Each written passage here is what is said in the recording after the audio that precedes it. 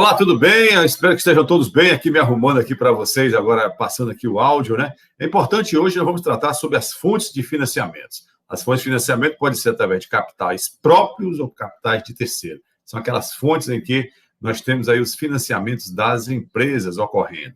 Então, com isso, nós passaremos a estudar agora a segunda parte desse nosso assunto que estamos trabalhando com vocês desde a aula passada. Agora vamos para a parte em que nós vamos estudar essas fontes, né? Essas fontes de financiamento.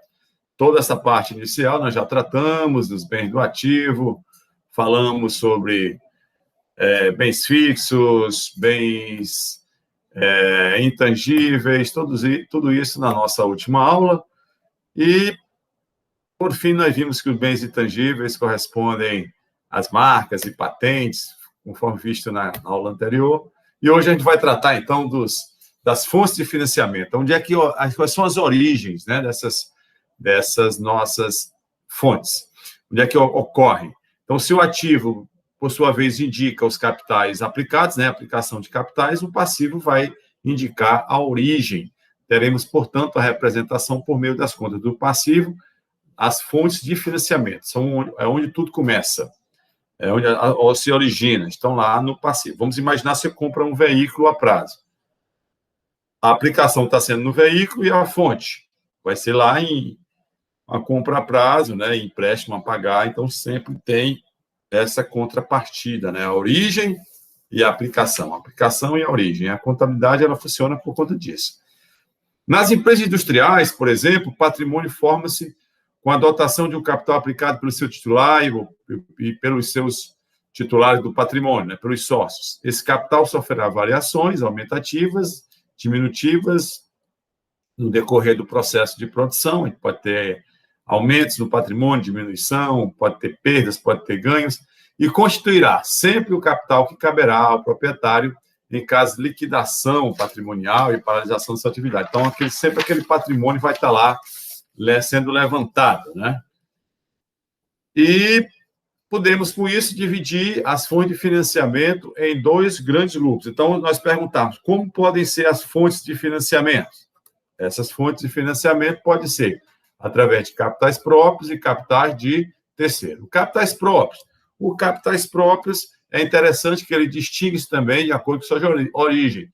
Tem aqueles que tiveram sua origem fora do patrimônio, que foram fornecidos pelo titular no momento que a empresa foi aberta, ou no momento que ele quis fazer um aporte de capital, ou então aquele que, segundo aquele nosso ciclo da gestão da empresa industrial, se caracteriza eu tive lucro, né, e vou reinvestir na empresa. Só olhar aquele ciclo da empresa industrial que a gente vê lá, quando a empresa tem lucro, ela passa a reinvesti-lo. Então, o capital também pode ser através da própria atividade comercial da empresa, através dos lucros e das reservas acumuladas.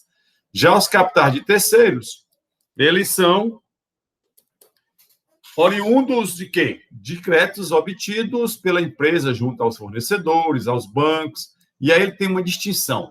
Nós podemos chamar de débito de funcionamento aquele que é o dia a dia da empresa, é o funcionamento, é o feijão com arroz, é para a empresa poder funcionar, é o decorrente de matéria-prima, aquilo que ela precisa para poder estar funcionando. Esse é o chamado débito de funcionamento. E o débito de financiamento, que também se constitui como capital de terceiro, nós temos o débito, portanto, de funcionamento, para ela poder funcionar, e o débito de financiamento. Esse financiamento é assumido pela empresa para ampliação, né, a compra de novas máquinas, desenvolver melhor a empresa, e aí vai fazer empréstimo, financiamento bancários, emissão de debêntures, ou seja, vai se endividar para poder ampliar o seu parque industrial, por exemplo, ampliar a empresa, sua força produtiva. E aí é importante também lembrar que os financiamentos a longo prazo são comuns nas empresas industriais, elas sempre estão fazendo isso, pois elas vão aplicar grandes capitais em bens do ativo, né, lá no ativo fixo, máquinas, equipamentos, imóveis, instalações, veículos, e não pode contar apenas com os créditos a curto prazo. Então, não seria muito correto uma empresa, por exemplo, comprar uma máquina no valor vultuoso e comprar essa máquina a curto prazo. Ela tem que comprar uma máquina, mas ela vai ter que dividir isso em várias e suaves parcelas para poder pagar aos poucos. Então, ela vai dividir em 72, em 90 meses, não só em 12, porque senão não vai ter condição de pagar, vai ter dificuldade. Os débitos de financiamento, que nós falamos, que são os empréstimos, né? O objetivo é fazer face aos grandes investimentos das empresas industriais. Um ativo imobilizado, ele deve ser obtido, como eu falei, a longo prazo. Senão vai criar dificuldades financeiras para as empresas. Já o débito de funcionamento, que é o feijão com arroz, que é a compra de matéria-prima, para poder funcionar de fato, o nome está bem claro aqui, ó, funcionamento, pequenas contas a pagar, saldo de conta corrente, salário, imposto, isso aí geralmente é liquidável em prazos relativamente curtos, né, dentro do ciclo normal de empresa. Então, débito de funcionamento são aqueles débitos adquiridos a curto prazo. O de financiamento para grandes máquinas, grandes investimentos, são a longo prazo.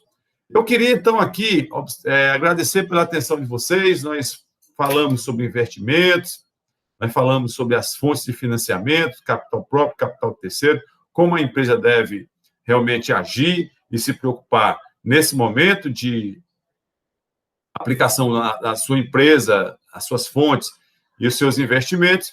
E com isso, eu peço que vocês leiam o material.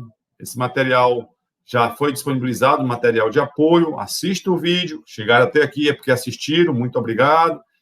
E também nós gostaríamos de pedir que vocês leiam e respondam as questões que estão disponíveis. Só são 5 questões. Vão lá, respondam a questão. As questões que estão lá, elas valem qualitativo, vale nota qualitativa para vocês.